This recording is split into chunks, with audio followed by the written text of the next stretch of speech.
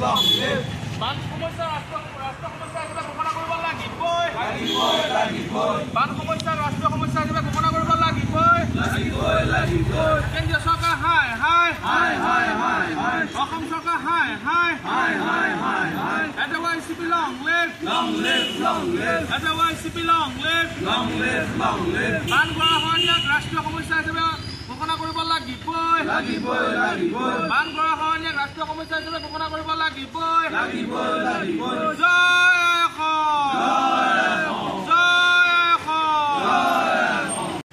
আজি অসম জাতীয়তাবাদী যুৱ ছাত্ৰ পৰিষদৰ কেন্দ্ৰীয় কমিটি নিৰ্দেশ মৰ্মে মৰিগাঁও জিলা সমিতিয়েও বান গৰাখহনীয়াক ৰাষ্ট্ৰীয় সমস্যা হিচাপে ঘোষণা কৰা দাবীত তিনিগণ্ডিয়া অৱস্থান ধৰ্মঘট কাৰ্যসূচী আমি হাতত লৈছোঁ। দেখিছে বতৰ যথেষ্ট প্ৰতিকূল, তাৰ পিছতো কিন্তু আমাৰ সতীৰ্থসকল আহি এই কাৰ্যসূচীত অংশগ্ৰহণ কৰিছে।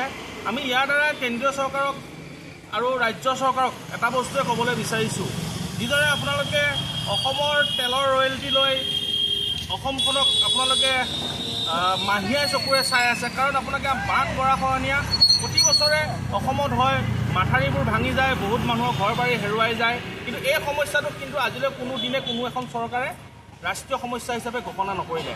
সেয়েহে আমি অসম জাতীয়তাবাদী যুৱ ছাত্ৰ পৰিষদে অসম চৰকাৰ আৰু কেন্দ্ৰীয় চৰকাৰ দুয়োখন চৰকাৰক আমি দাবী জনাইছোঁ যে বান গৰাখহনীয়াক ৰাষ্ট্ৰীয় সমস্যা হিচাপে ঘোষণা কৰক, আৰু যিবোৰ উন্মুক্ত মাথাউৰি আছে, যিবোৰ মাথাউৰি ইতিমধ্যে নিৰ্মাণ হৈ গৈছে, সেই নিৰ্মাণ হোৱা মাথাউৰিবিলাক কিমান গুণগত মানদণ্ডত নিৰ্মাণ কৰিছে তাৰ ওপৰতো নজৰ ৰাখিবলৈ অনুৰোধ জনাইছোঁ।